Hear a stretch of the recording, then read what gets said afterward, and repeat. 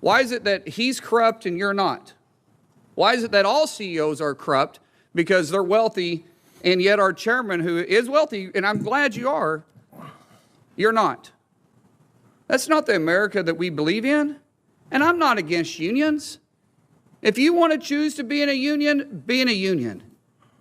But if you choose not to, then you choose not to. And that's why I'm good with right-to-work states. That's honestly why unions actually thrive in Oklahoma, and we're right-to-work states, because it creates a happy environment and a good environment, because employees get to choose what they want to be part of.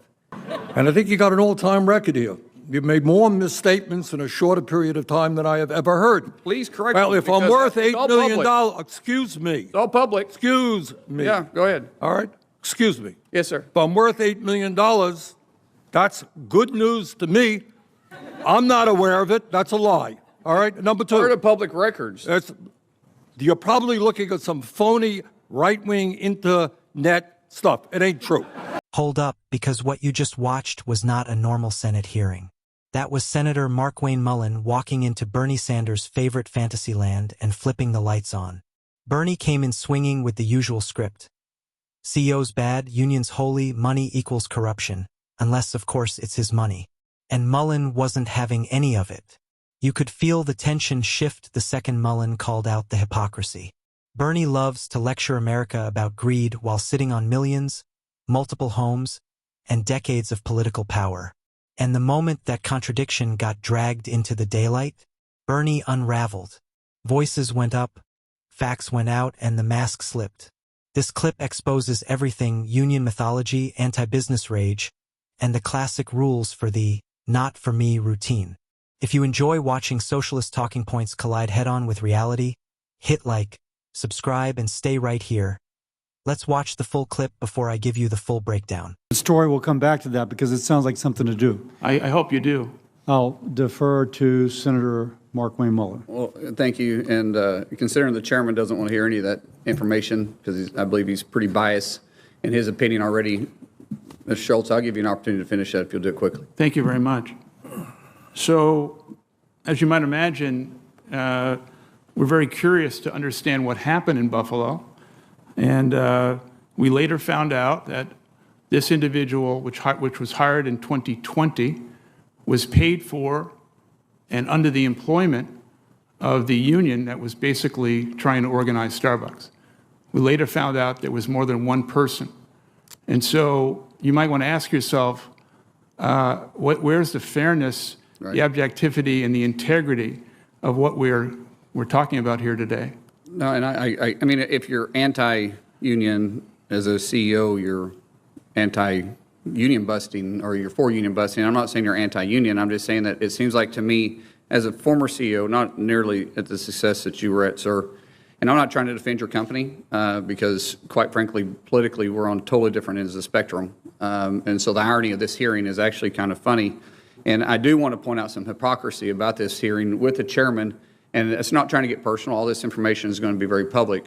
But the fact that you can't defend your company because you want to have a good relationship with your employees and you believe in employee value, which we all do. Any CEO knows that the success of our companies are based on our employees. We get that.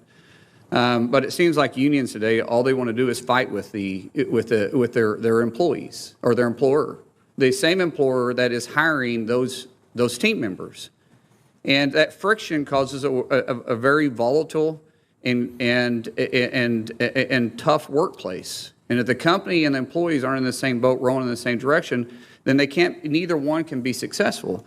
And unions themselves, if you're part of a union, you can never be an executive, you can never be a manager, and never be a CEO. And if you can't be an executive or a manager or the CEO, then how are you actually going to implement the changes that the unions want in those positions to begin with? And it seems like they actually hold back their team members. Mm-hmm. But I take offense to the chairman pointing out that all CEOs are corrupt because they're millionaires. You know, if you make a lot of money, you're corrupt. Yet it's bothering to me because, Mr. Chairman, you yourself have been very successful. Rightfully so. Glad you have been. You've been in office for 28 years, and you and your wife have immersed a wealth of over $8 million. And in fact, your quote on being wealthy and being a millionaire was, well, if you write a bestseller, you can be a millionaire too. If you can be a millionaire, why can't Mr. Schultz and other CEOs be millionaires and be honest too? If that's the case, then why is it that Mr. Schultz, who actually creates jobs and a bestseller of a book isn't creating any jobs? Why is it that he's corrupt and you're not? Why is it that all CEOs are corrupt because they're wealthy, and yet our chairman, who is wealthy, and I'm glad you are, you're not? Guys, the government's role is to create an environment for entrepreneurs, for go-getters, for world changers, to be successful in life. The U.S. government is designed for people that want to succeed can. We can go out and achieve anything that we choose to. But when you lean towards socialism, what you think is government is the answer and unions are the choice. And if you're against us, then you're dead wrong and you must be corrupt. That's not the world we're living in. That's not the America that we believe in. And I'm not against unions. If you want to choose to be in a union, be in a union. But if you choose not to, then you choose not to. And that's why I'm good with right-to-work states. That's honestly why unions actually thrive in Oklahoma, and we're right-to-work states, because it creates a happy environment and a good environment, because employees get to choose what they want to be part of. And the employer can have a say in it. What is wrong with choice? What is wrong with employees having a choice? What is wrong with the CEO defending his company and openly saying that he is providing good benefits and paying higher than everybody else? But yet, if you're not part of a union, you're also paying starvation wages. What hypocrisy? What bias?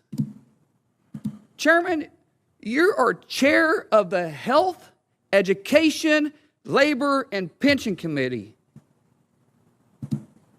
We shouldn't have a biased approach. We should have what's best for America and all those that want to thrive and work in it. And so while we politically disagree, Mr. Schultz, I applaud you for your success. And I applaud all the CEOs out there for their success and all the employees that work hard, that's in the same boat, that's making their companies great. Thank you. Thank you. Thank you. Well, let me respond, because the senator did mention my name, I think. And I think you got an all-time record here. You've made more misstatements in a shorter period of time than I have ever heard. Please correct Well, me, if I'm because worth it's $8 all million, public. excuse me. It's all public. Excuse me. Yeah, go ahead. All right? Excuse me. Yes, sir. If I'm worth $8 million, that's good news to me. I'm not aware of it. That's a lie. All right? Number two. Part of public records. You're probably looking at some phony right-wing internet stuff. It ain't true. No, All right? You should read beyond that. It is not true. it's All part right? of public records. No, it is not public record. Okay. Well, you made It is not $1.7 million on your book. public record. You made All right? 1.7 It is- on your book. Excuse me. I've got the mic now. Number you not two, make the statement I that if have you want to the be a mic millionaire? now. I've got it. Did you had not your make time. that statement? You had your time. Okay. All right? You're not telling the truth. Second of all, you got no evidence that I have ever said that all CEOs are corrupt. I have never, ever said that. Probably not all, but every time you talk probably about not, CEOs, that you do shouldn't say that. Say it. Furthermore, what this hearing is about is whether or not you talk about being pro-union. Really, what this hearing is about is whether workers have the constitutional right to form a union. The evidence is overwhelming, not from me, but from the National Labor Relations Board, is that time after time after time, despite what Mr. Schultz is saying. That exchange was brutal, and it needed to be. Markwayne Mullin didn't just challenge Bernie Sanders. He ripped the mask off the entire socialist performance. Bernie walked into that hearing pretending to be the moral referee, acting like every CEO is corrupt just for succeeding, while unions are somehow sacred institutions that can do no wrong. Mullin called nonsense on it immediately. First off, the bias was obvious from the start. Bernie didn't want facts, he wanted theater. He tried to shut down Howard Schultz the second things got uncomfortable, and Mullin called it out in real time. That matters because this wasn't a fair hearing, it was a setup. And Mullin refused to play along. Then came the knockout punch, the money question. Bernie Sanders has made millions, multiple homes, book deals, decades in office. And good for him, this is America. But here's the hypocrisy Mullin exposed perfectly. When Bernie gets rich, it's writing a bestseller. When a CEO builds a company, creates jobs, and pays employees, suddenly it's greed and corruption. That's not morality, that's jealousy dressed up as policy. Bernie tried to dodge it. He got loud. He started shouting, "Excuse me," like volume equals truth. That's always the tell.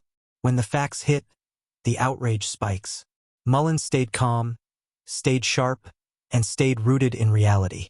He reminded everyone what the government is actually supposed to do. Create an environment where people can succeed. Not punish success and not force workers into unions they didn't choose. And the union point? Absolutely devastating. Mullin said what Democrats hate admitting. Unions thrive best when workers have a choice.